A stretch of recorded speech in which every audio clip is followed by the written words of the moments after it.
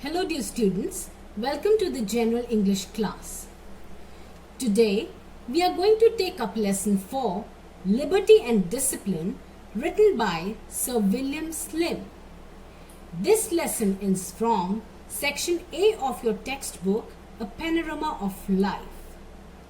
Students, you must have heard that it is quite imperative to know about the author before reading his work. So, keeping that in mind, let us discuss briefly about the author Sir William Slim. Sir William Slim was a British military commander. He held the highest office in the British Army. He served the British Army for a long span of almost 38 years. That is, from 1914 to 1952. Field Marshal Sir William Slim rendered active service in both the First and the Second World Wars and was wounded in the action three times. He was considered to be the finest general World War II produced. So beta, Field Marshal Sir William Slim ने Britishers के लिए, British army के लिए वैसे तो बहुत सारे Wars लड़े, मगर उन्होंने फर्स्ट वर्ल्ड वॉर और सेकेंड वर्ल्ड वॉर में भी पार्टिसिपेट किया. And during his entire period of service वो एक्शन में यानी कि वॉर्स में लड़ाई करते टाइम 3 times घायल हुए, 3 बार घायल हुए. Slim's name was included amongst one of the most decorated officers of that time. He received many awards for his exemplary display of bravery and valor during various battles. उनको अपने बहादुरी के प्रदर्शन के लिए और करेज एंड फियरलेसनेस के लिए बहुत सारे ब्रेवरी अवार्ड्स भी ब्रिटिश आर्मी से मिले.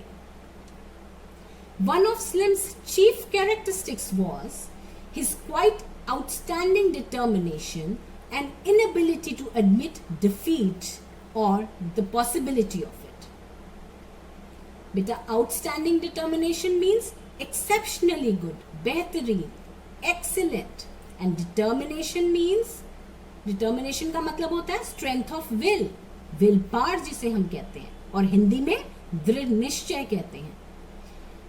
An ability to admit defeat means कभी भी हार, inability to admit defeat means कभी भी हार न मानने का जज्बा. His exceptional ability to gain and retain the confidence of those under and with him. With him means his fellow officers and under him his subordinates. तो उनमें एक बहुत exceptional काबिलियत थी, ability थी कि वो अपने सबॉर्डिनेट्स और अपने साथ जो ऑफिसर्स थे उनका कॉन्फिडेंस वो गेन करते थे. गेन करना मतलब टू अक्वायर, हासिल करते थे और उस कॉन्फिडेंस को रिटेन भी करते थे, हमेशा बनाए भी रखते थे. Success did not inflate him nor misfortunes depress him. यानी कामयाबी यानी सक्सेस कभी भी बड़े बड़े युद्ध जीत कर भी सक्सेस कभी भी स्लिम सक्सेस से कभी फूल के कुप्पा नहीं होते थे और ना ही वो हार या किसी प्रॉब्लम या डिफिकल्टी से हताश या डिप्रेस भी नहीं होते थे. Slim was a disarmingly normal human being, possessed of notable self-knowledge. Slim एक बहुत शांत नॉर्मल ह्यूमन बीइंग थे और नोटेबल मतलब वेरी इम्प्रेसिव.